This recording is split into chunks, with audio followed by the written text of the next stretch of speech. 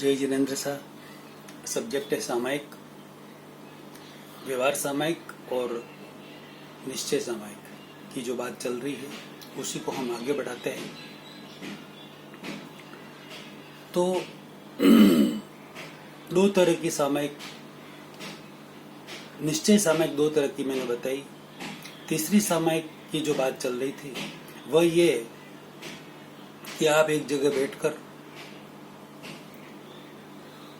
आपको फिलहाल में बुद्धि से ही सेट करना पड़ेगा क्योंकि आपके पास प्रज्ञा नहीं है।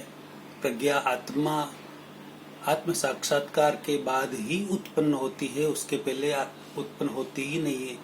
उसके पहले अज्ञा शक्ति हाजिर रहती है, वह संसार में भटकाती है और प्रज्ञा शक्ति कैसे भी करके मोक्ष में ले जाती है। तो सम्यक, ये सारा समझ के सम्यक बुद्धि से आपको सेट करना है। जैसे मैं अशोक हूँ, रिलेटिव में मैं अशोक हूँ और रियल में मैं शुद्ध आत्मा हूँ। उसी तरह रिलेटिव में मेरी ये पत्नी है और रियल में मैं शुद्ध आत्मा है। शुद्ध आत्मा है, जैसे आप अपने आप को शुद्ध आत्मा में अलग देख सकते हैं, उसी तरह आप अपनी पत्नी के अंदर भी रिलेटिव में अलग और रियल में शुद्ध आत्मा देखें। उसी तरह बेटे बेटियों में देखें, उसी तरह बहू में देखे, उसी तरह पोते पोती नाते नातियों में देखे। उसी तरह ये एक लेयर हुई, दादा दादी माता पिता जो भी हो घर में, उन सब में देखे। अब दूसरी लेयर आपके सगे संबंधी लीजिए, आपके अड़ोस पड़ोस वाले लीजिए, आपके यार दोस्तों को लीजिए, आपके व्यापारी सर्कल को लीजिए, आपके और भी कोई भी जो जान पहचान वाले हैं, मतलब किसी भी व्यक्ति के 500, 1000, 2000 व्यक्ति, किसी के 2, 3000, 5000 भी जानने पहचानने वाले होते होंगे। तो आप 1-2 घंटा, 5 घंटा, जितना चाहे उतना, 5-10 मिनट से लगाकर जितना चाहे उतना बैठे बैठे आप सबको रिलेटिव में अलग और रियल में अलग। रिलेटिव में ये मेरा दोस्त कमल और रियल में वह शुद्ध आत्मा है, यानी भगवान देखिए, उनमें परमात्मा देखिए। तो ये भी निश्चय सामायिक हुई, बहुत बड़ी निश्चय सामायिक हुई। इससे संवर रहित नहीं, संवर सहित निर्जरा होगी आत्मज्ञान के बाद। उसके पहले प्रैक्टिस होगी।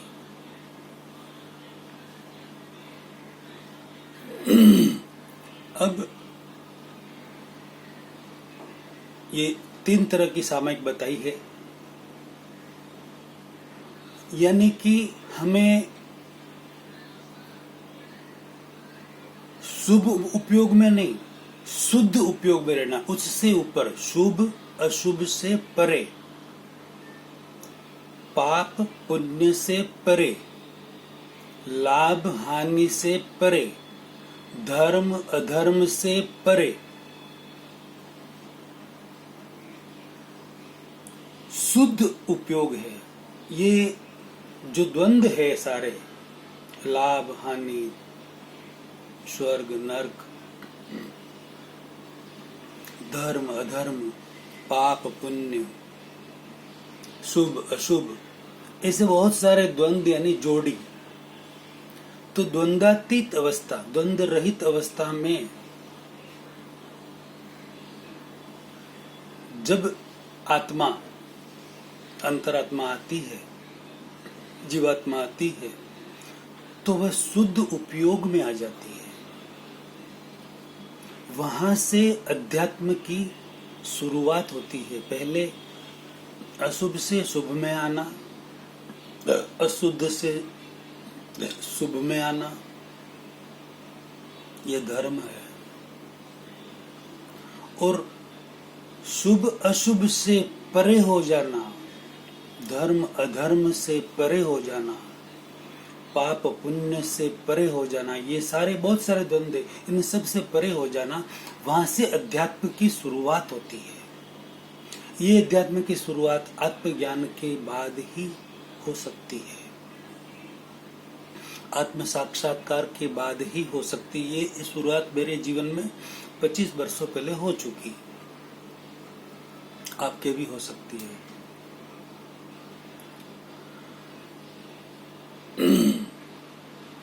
अब आप अच्छी तरह से ये सब पीछे की वीडियो भी अच्छी तरह से सोचें, समझें और जबरदस्त जागृति में आकर,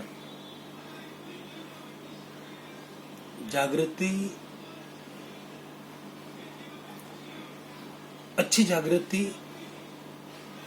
अच्छी समझ का ही परिणाम है। सम्यक दर्शन और सम्यक ज्ञान यानी कि अच्छी समझ, सही समझ का ही परिणाम अच्छी जागृति है और उसका परिणाम है सम्यक आचरण, सम्यक चारित्र्य। उसी का परिणाम है, अपने आप आता है, उसे लाना नहीं पड़ता।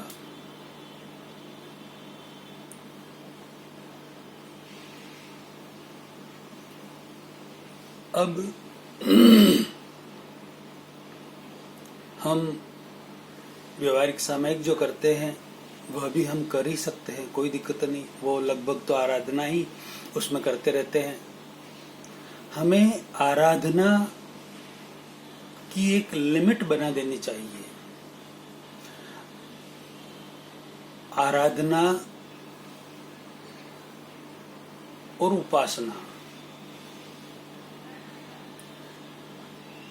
आराधनात्मक धर्म, उपासनात्मक धर्म और आचरणात्मक धर्म पर मैंने पीछे वीडियो बनाए हुए हैं, उसे आप डिटेल में समझें, सुने अच्छी तरह से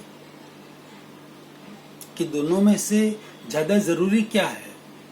आराधना उपासना भी जरूरी है और आचरणात्मक धर्म हमें अपनाना चाहिए। हमारे जीवन के आचरण में, जीवन के हर आचरण में, हर कार्य में, हर जगह हमारा जीवन धर्ममय हो जाए, वह जरूरी है।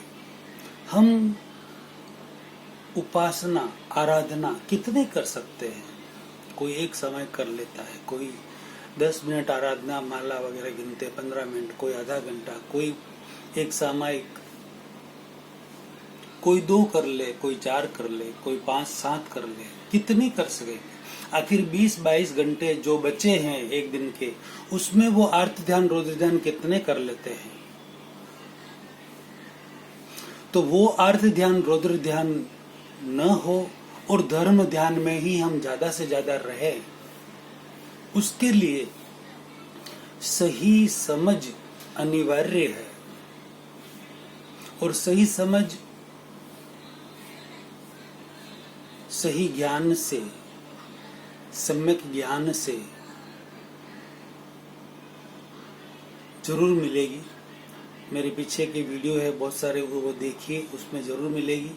और मैंने पीछे अमुक वीडियो, मैं कौन हूँ, परमात्मा कौन है, परमात्मा कहाँ है, परमात्मा का कार्य क्या है, परमात्मा करते क्या है, कहाँ रहते हैं, देवी देवता कौन है, उनका कार्य क्या है, वो हमारी कितनी सहायता कर सकते हैं, परमात्मा हमारी कितनी सहायता कर सकते हैं, कितनी नहीं कर सकते हैं, कैसे कर सकते हैं, बहुत सारे प्रश्न हैं।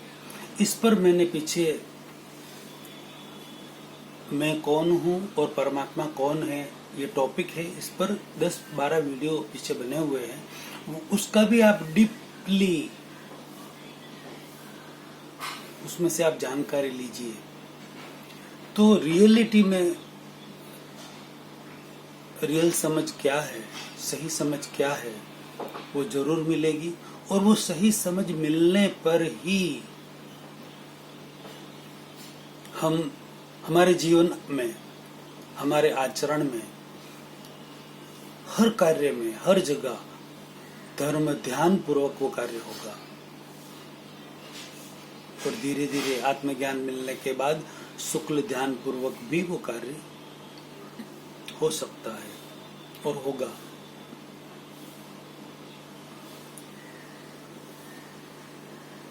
अब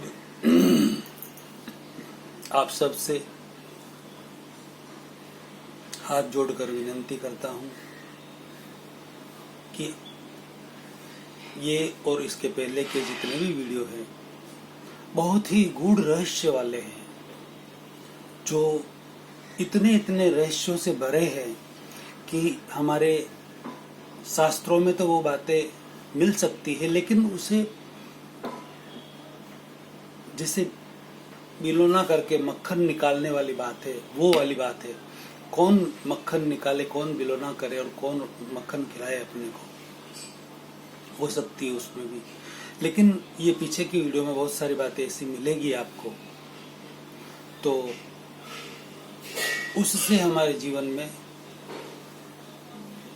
धर्म ध्यान में आचरण शुरू होगा, जबरदस्त शुरू होगा, जबरदस्त जागृति आएगी। हमारे शास्त्र में लगभग प्राकृत भाषा अर्धमागधी भाषा में ही है, सूत्रागम शैली में है, सूत्रागम है। भगवान महावीर स्वामी ने फरमाया था कि मैंने जो देशना दी है वो अर्थागम में दी है। भगवान महावीर स्वामी ने सूत्रागम में देशना दी ही नहीं, उन्होंने अर्थागम में अर्थ को अच्छी तरह से समझाते हुए, डीपली समझाते हुए भगवान ने देशना दी है। उसे सूत्रागम में हमारे गौतम आदि, सुधर्मा आदि गणधरों ने उसे गुम्फित किया है। और भगवान ने यह फरमाया है कि उन सूत्रों के अंदर, एक छोटा सा एग्जाम्पल दे रहा हूं मैं आपको, उससे बात समझ में आ जाएगी कि कितना क्या लिया हुआ है उसके अंदर। जो हम कह रहे हैं ना, हम नहीं, ये आगम सिद्ध बात नहीं है, ये ग्रंथों के अंदर नहीं है, हमारे आगम ये नहीं कहते, हमारे आगम वो नहीं कहते, ये वगैरह वगैरह जो बातें करते रहते हैं, उससे थोड़ा सा पता चलेगा कि रियलिटी क्या है। भगवान ने खुद फरमाया था कि जो ये सूत्र गुम्फित हुए हैं, सूत्रों को बनाया है, उस सूत्रों के अंदर मेरी वाणी कितनी है उसका एक उदाहरण।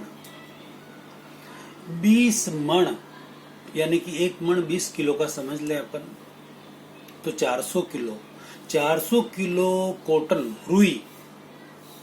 रू ले लो। ये भगवान के मुंह की बात है। 400 किलो कॉटन रू को ले लो और उसकी पूनी बनाकर, यानी कि उसका धागा बना लो पतला। 400 किलो रुई का धागा बना लो, 400 किलो धागा बन गया। अब 1 तोला सोना ले लो, 10 ग्राम 12 ग्राम, 10 ग्राम अभी का, 12-12.5 ग्राम पुराना। 1 तोला सोना ले लो और उस सोने के इतने बारीक बारीक, बाल से भी बारीक तार बना लो, बाल से बहुत बहुत बारीक तार बना लो। और 400 किलो जो रू से दोरा बनाया हुआ है, जब उसका कपड़ा बनेगा या उसका जो गुथाई होगी या कढ़ाई होगी या जो भी होगा कपड़ा बनेगा, उसके अंदर वो 1 तोला जो सोना है, उसके जो तार बने हुए हैं, वो उसमें डालते जाओ। अब 400 किलो रू और उसका दोरा और इधर 1 तोला सोना उस 400 किलो के अंदर मिक्स कर दिया। यानी कि अब फिर बोलो कि उस 1 तोले सोने को एक एक तार करके आप बाहर निकालो, कितना समय लगेगा? और वो 1 तोला पूरा सोना आपको मिल भी पाएगा? वो प्योर भी होगा या नहीं होगा, ये भी किसको पता? और पूरा मिल भी पाएगा या नहीं मिल पाएगा, कितना समय लगेगा, ये भी किसको पता।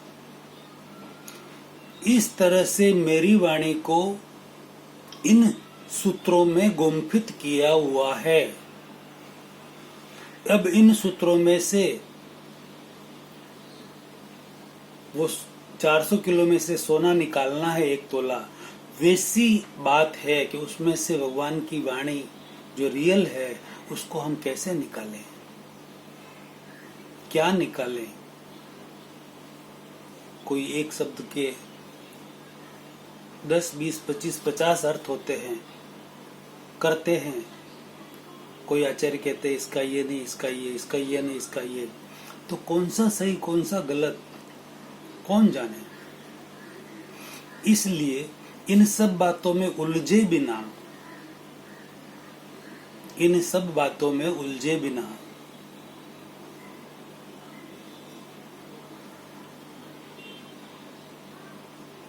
प्रैक्टिकल हो जाओ। थियरी तो जिंदगी भर हो गई सीखते सीखते। अब आप जो थियरी आपने सीखी हुई है उसे प्रैक्टिकल में भी तो लाओगे कि नहीं लाओगे, कि पूरे जिंदगी भर नमो ओरियंतांग नमो सिद्धांग बोलते ही रहोगे। नवकार मंत्र बोलिए, जरूर बोलिए, आराधना कीजिए, बहुत अच्छी है, लेकिन कोई लिमिट और मर्यादा तो हो आराधना की। हमारे आराधना उपासना की कोई लिमिट मर्यादा तो होनी चाहिए। जाप कीजिए, ध्यान कीजिए, माला फेरिए, और भी मंत्र बोलिए, स्तोत्र बोलिए, गीतिका गाइए, कुछ भी कीजिए, कोई प्रॉब्लम, जो कर रहे हैं उसे डबल कीजिए, लेकिन कोई लिमिट मर्यादा तो हो। उससे हम फर्स्ट क्लास में, अरे पहली क्लास में बैठे हैं तो जिंदगी भर हम पहली क्लास में ही बैठे रहेंगे, दूसरी में नहीं आना है हमें, तीसरी, चौथी, 5वीं, 7वीं, 8वीं, 12वीं कॉलेज में नहीं आना है क्या हमें। वो आने के लिए हमारे जीवन के आचरण में धर्म आना बहुत जरूरी है। जब तक आचरणात्मक धर्म हमारे अंदर नहीं होगा तब तक हम आगे नहीं बढ़ पाएंगे, अगली क्लास में नहीं बैठ पाएंगे, जिंदगी भर बैठे बैठे गिनते ही रहो बस। और उससे कितना क्या मिल गया और क्या नहीं मिला वो तो आप खुद अपना अवलोकन खुद कर लीजिए कि हमारे कितने क्रोध, मान, माया, लोभ कम हुए या बढ़ गए। कम हुए, पतले हुए और पतले हुए, या बढ़ गए, कितने बढ़ गए, क्यों बढ़ गए, होने चाहिए कम और बढ़ गए तो हमें क्या मिला। इसलिए हर बात को आप प्रैक्टिकल में लीजिए, अपने आचरण में लीजिए, एक्सपेरिमेंट कीजिए वैज्ञानिक तरीके से, और जो भी कर रहे हैं उसका रिजल्ट हमें अभी चाहिए, इसी समय चाहिए। साइंस का नियम है H2O मिलाओ पानी बनेगा, अभी का अभी बनेगा पानी। आप बनाओ, मैं बनाऊं, दुनिया का कोई भी व्यक्ति बनाए, दुनिया में कहीं भी बनाए, इंडिया में बनाए, अमेरिका में बनाए, वो पानी बनेगा बनेगा मतलब बनेगा। ये लॉजिकल बात है। उसी तरह से आप जो भी प्रयोग करें, क्रियाएं करें, प्रैक्टिकल क्रियाएं करें, आपको उसका अनुभव, उसका फल मिलना चाहिए अभी। इस समय यदि हमें सुख शांति नहीं है, आनंद नहीं है, तनाव, टेंशन हमारे कम नहीं हुए हैं, तो आगे इस भव में और अगले भव में हमें सुख शांति मिल जाएगी, तनाव कम हो जाएंगे, टेंशन और चिंता रहित हो जाएंगे। इसकी उम्मीद भी हमें नहीं करनी चाहिए, क्योंकि क्रिया की ही प्रतिक्रिया होती है। अभी हमें यदि शांति, सुख शांति नहीं है, डर भय हम रहित नहीं हुए, तो आगे भी हम नहीं हो सकते। उसी की तो प्रतिक्रिया होगी आगे, इसी भव में और अगले भव में भी। अगले भव में भी हमें सुख शांति नहीं मिल सकती यदि अभी नहीं है, तो हमें अभी यहाँ पर हमें दुख मुक्ति का अनुभव होना चाहिए, तो ही आगे हमें इस भव में और अगले भव में दुख मुक्ति वाली स्थिति हमारी होगी। तो ये सारी जितनी बातें करें उतनी कम है। मेरे मैं तो आपसे बारंबार अर्ज कर रहा हूँ, मेरे पीछे की वीडियो और आगे और बनने वाले वीडियो उनको 1 बार 2 बार 5 बार सुने। अलग अलग सब्जेक्ट पर अलग अलग बहुत सारे वीडियो बने हुए हैं और भी बहुत सारे वीडियो बनेंगे। अभी तो करीब 200 के आसपास ही वीडियो बने हैं। मेरा लक्ष्य है कि 1500 से 2000 वीडियो बनाने का लक्ष्य है। वो जब जब जैसे समय मिलता रहेगा अलग अलग सब्जेक्ट पर अलग अलग पार्ट में वीडियो बनते जाएंगे। आप सबसे विनंती, इन गूढ़ रहस्यों को लाखों करोड़ों व्यक्तियों तक पहुंचाकर अनुमोदना का जबरदस्त आप पुण्य कमाएं और ये जानकारी जबरदस्त आगे पहुंचाएं। वीडियो शेयर करवाएं। जय जिनेंद्र साहब। अगला प्रवचन अगले वीडियो में लेते हैं, अगले नए सब्जेक्ट के साथ। जय जिनेंद्र।